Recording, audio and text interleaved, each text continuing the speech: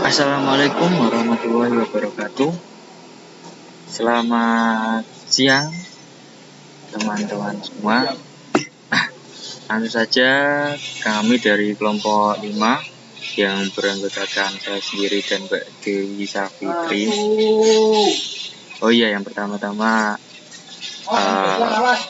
pada Pak Bah yang saya hormati, dan tidak lupa teman-teman kelas yang saya banggakan. Oke, lanjut saja ke presentasi ya.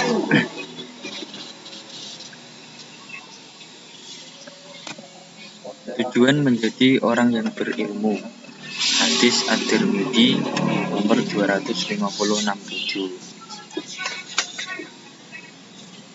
Hadisnya yang berbunyi, Bismillahirrahmanirrahim. Hadatsani Abdullah bin Sa'id ibnu Abiyin an Abi Abbas anna Rasulullah sallallahu alaihi wasallam qala may yuridillahu bi khairan faqihu fiddin wa fil bab an Umar wa Abi Hurairah wa Muawiyah. Artinya, telah menceritakan kepada Abdullah bin Sa'id bin Abiyin dari bapaknya dari Ibnu Abbas bahwa Rasulullah sallallahu alaihi wasallam bersabda, barang siapa yang dikehendaki Allah kebaikan padanya, niscaya dia memahamkannya dalam agama. Dan dalam bab tersebut juga diriwayatkan dari Umar dan Abu Hurairah serta Muawiyah. Lanjut, dari hadis di atas terdapat urut-urutan sanad. Di antaranya Ibnu Abbas langsung ke Sa'id bin Abiyin dan naik ke Abdullah bin Sa'id bin Abiyin. Setelah diketahui urut-urutan sanadnya, berikut adalah biografi dari para perawi tersebut. Yang pertama, dari Ibnu Abbas. Nama lengkapnya adalah Abdullah bin Abbas bin Abdul Muthalib bin Hashim bin Manaf, yaitu dari kalangan sahabat sekaligus saudara. Kauniannya itu Abu Al-Abbas. Masa itu berada di negara Taif. Lahir tahun 611 Masehi ya. Wafat tahun 68 Hijriah.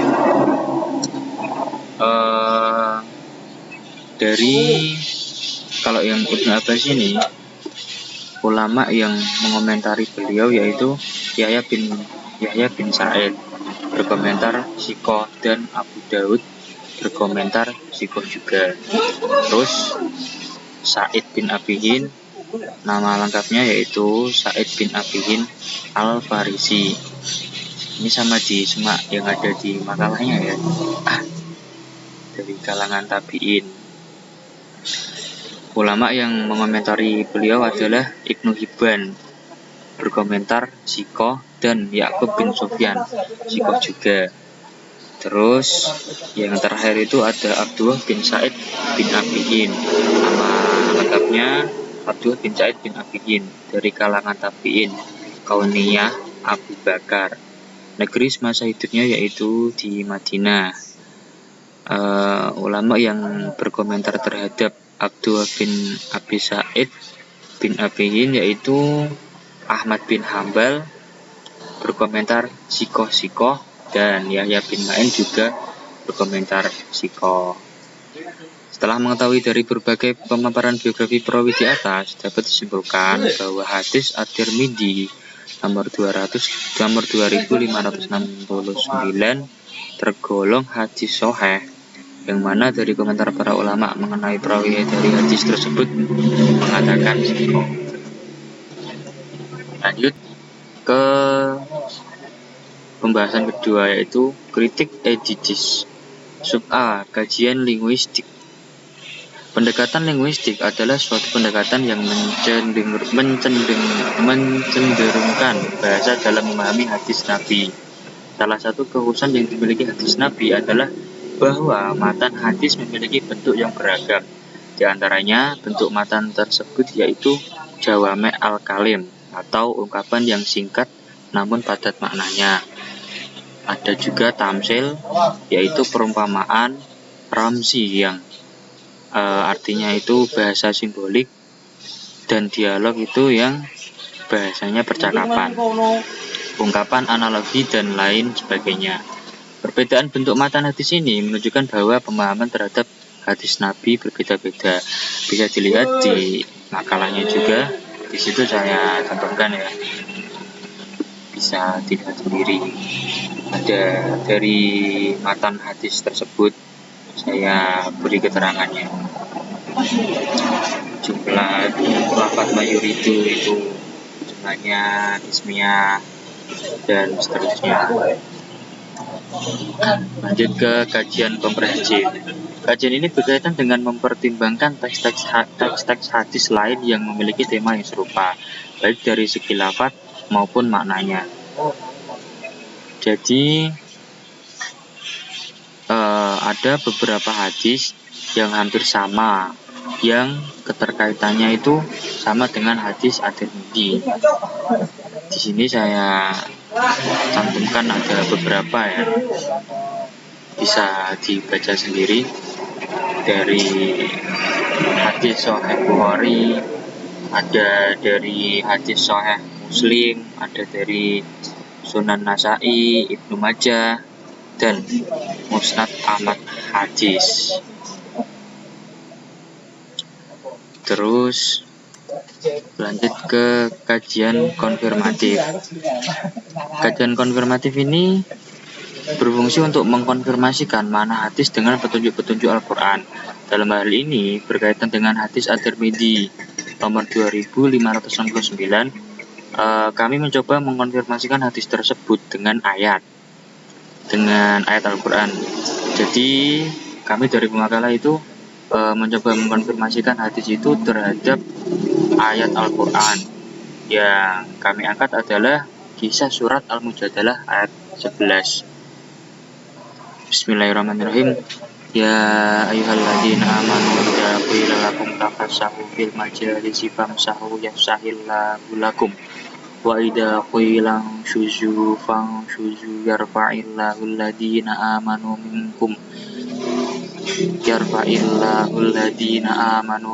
walladzina utul ilma darajat wallahu bima ta'maluna khabir. Jadi dari ayat tersebut dikatakan bahwa Allah telah menjanjikan akan meninggikan derajat orang-orang yang beriman dan orang-orang yang berilmu, dan derajat orang yang berilmu akan terangkat baik di hadapan Allah Subhanahu wa taala ataupun di mata makhluknya. Terus selain Al-Mujadalah, kami konfirmasikan terhadap kisah surah Ali Imran ya. Tapi ini mohon maaf, saya hanya cantumkan yang surat Al-Mujadalah. Kisah surat Ali Imran ayat 18. Bisa dilihat di makalahnya ya. Dari ayat tersebut dapat diketahui bahwa kedudukan orang yang berilmu setelah setara dengan para malaikat yang bersaksi bahwa tiada Tuhan yang layak disembah selain Allah. Oke, lanjut ke sub D, analisis realitas historis atau asbabul wurud. Menurut kelompok kami, karena hadis yang diriwayatkan Imam Tirmidzi tersebut itu pemahamannya tidak perlu adanya asbab pendamping, tetapi para ulama membahas hadis tersebut dengan penafsiran hadis dengan Al-Quran, sehingga kurang lebihnya bisa ditarik kesimpulan bahwa hadis tersebut bukan termasuk hadis yang mempunyai asbabul wurud. Jadi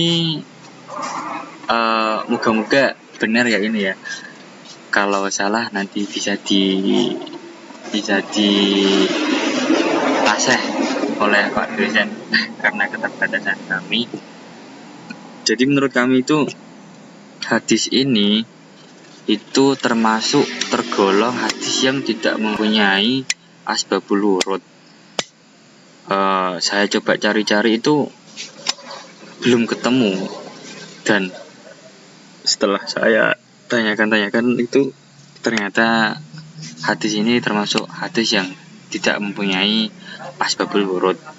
Terus saya coba mencari lagi, saya mendapatkan keterangan ini dari Maktabah Syamilah ya. Jadi permasalahan dalam hadis mayurdillahu lahiri ini, penggalan hadis tersebut secara jelasnya berasal dari hadis mayuridillahu biyairan yubagil bikin. Dalam hadis tersebut memuat beberapa perkara, diantaranya dalam kalimat mayuridillahu, seperti yang kita ketahui bahwa semua perkara itu bergantung atas kehendaknya Allah, tidak ada keraguan atasnya. Kalimat tersebut juga menunjukkan bahwa tidak selalu fikih itu bisa bermanfaat dalam hidup manusia atau fikih yang tidak diamalkan. Semua tergantung pada butuhnya Allah terhadap makhluk dengan bukti seperti seseorang menjadi wirai, takwa, serta soleh. Pemahaman arti dari hadis tersebut secara dohir dibenarkan, tetapi bisa menimbulkan kekacauan. Maksudnya, bisa dipahami orang yang tidak diharapkan kebaikannya oleh Allah, maka tidak diberi kefakihan dalam hidupnya. Padahal Allah tidak pernah menghendaki manusia untuk menjadi tidak baik. Maka dari itu, pemaknaan hadis tersebut tidak bisa dengan apa kurang artinya seperti itu ya. Untuk keterangan selanjutnya saya berikan kepada rekan saya, Mbak Dewi Sabitri. Dari saya kurang lebihnya mohon maaf dan terima kasih. Sekian. Jadi selanjutnya yaitu ada poin E, analisis generalisasi. Dari beberapa analisis di atas dapat digeneralisasikan bahwa sabda Nabi Muhammad SAW yang berkenaan dengan hadis At-Tirmizi nomor 2569 tentang tujuan menjadi orang yang berilmu dapat kita ketahui bahwasanya mencari ilmu itu wajib bagi setiap muslim laki-laki maupun muslim perempuan. Nah, menurut ilmu agama termasuk amal yang paling mulia dan ia merupakan tanda dari kebaikan. Sebab dengan ilmu agama seorang muslimin akan mendapat pengetahuan dan mengetahui amal soleh yang harus dicapainya. Karena di dalam Islam orang yang berilmu akan diangkat derajatnya dan dihormati. Berdasarkan takaran kewajibannya, menurut Al-Ghazali, ilmu dibagi dalam dua kategori. Yang pertama yaitu ilmu yang termasuk fardu ain atau kewajiban individual, artinya wajib dipelajari setiap muslim, yaitu shafaqah Islam yang terdiri dari konsepsi, ide, dan hukum-hukum Islam meliputi bahasa Arab, sirah Nabi SAW, ulumul Quran, tahfiz Al-Quran, ulumul hadis, usul fikih dan lain sebagainya. Yang kedua yaitu ilmu yang dikategorikan fardu kifayah atau kewajiban kolektif. Nah, biasanya ilmu-ilmu yang mencakup sains dan teknologi serta ilmu terapan keterampilan seperti biologi, fisika, kedokteran, pertanian, teknik dan lain sebagainya. Oke. Ilmu sendiri merupakan hadiah yang paling pantas untuk diperlombakan bagi orang-orang berakal. Pasalnya, ilmu akan menghidupkan hati dan menyucikan amal. Selanjutnya yaitu keutamaan menjadi orang yang berilmu menurut Islam. Antara lain, orang yang berilmu akan dimudahkan jalan menuju surga. Orang yang berilmu akan memiliki pahala yang mengalir. Orang yang paling takut kepada Allah Subhanahu wa taala adalah orang yang berilmu. Allah Subhanahu wa taala akan mengangkat derajat orang yang berilmu. Orang yang berilmu adalah orang yang diberi kebaikan dan karunia oleh Allah. Pahala seseorang yang berilmu atau ulama akan terus bermanfaat dan tidak akan terputus meskipun telah wafat. Keutamaan orang yang berilmu bermanfaat bagi sekitar. Dan yang terakhir, orang berilmu mewarisi kekayaan Nabi. Selanjutnya yaitu ada kritik praksis, poin ketiga ya. Nah, hadis At-Tirmizi nomor 2569 ini menjelaskan bahwa tujuan menjadi orang yang berilmu, manusia sendiri diciptakan lebih sempurna dibandingkan dengan makhluk ciptaan Allah yang lain. Nah, kesempurnaan manusia dibandingkan dengan makhluk lainnya adalah dengan pemberian akal pikiran dalam penciptaannya. Akal inilah yang dapat membedakan manusia dari makhluk lainnya. Dengan akal itu, Allah telah memuliakan manusia, mengangkat derajatnya dengan derajat yang tinggi. Poin selanjutnya yaitu akal sebagai dasar dari ilmu pengetahuan, memberikan kemampuan kepada manusia untuk membedakan antara yang baik dan yang buruk dan dapat memberikan argumen tentang kepercayaan dan keberagamannya. Dengan kemampuan akal untuk berpikir ini, manusia mampu menentukan pilihan yang terbaik untuk dirinya dan agamanya. Islam juga meluaskan cakrawala manusia mengenai potensi intelektual loh, psikologis, dan unsur-unsur penting kehidupan lainnya. Islam juga mengajarkan manusia untuk menggunakan kemampuan berpikirnya untuk menguasai dan mengembangkan ilmu pengetahuan.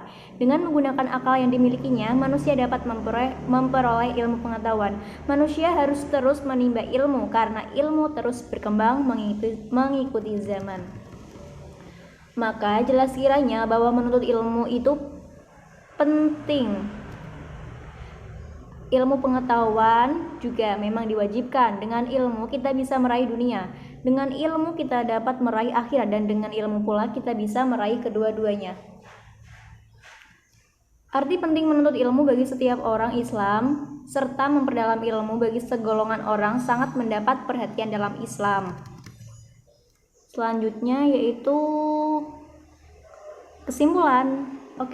Dari paparan hadis At-Tirmizi nomor 2569 di atas dapat kita simpulkan bahwa hadis tersebut berbicara tentang tujuan menjadi orang yang berilmu, dan dapat kita ketahui bahwasanya agama Islam memerintahkan supaya menuntut ilmu karena menuntut ilmu adalah kewajiban utama dan sarana terbaik untuk mencerdaskan umat dan pembangunan dunia, khususnya bila ilmu itu disertai dengan amal. Menuntut ilmu agama termasuk amal yang paling mulia dan ia merupakan tanda dari kebaikan. Sebab dengan ilmu agama, seseorang muslimin akan mendapat pengetahuan dan mengetahui amal solih yang harus dicapainya. Karena di dalam Islam, orang yang berilmu akan diangkat derajatnya dan dihormati.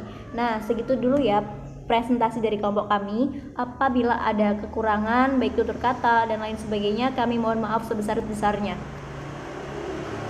Yang terakhir yaitu kami membuka pertanyaan untuk 2 orang tercepat. Silahkan yang mau bertanya. Saya akhiri, cukup di sini ya. Wassalamualaikum warahmatullahi wabarakatuh.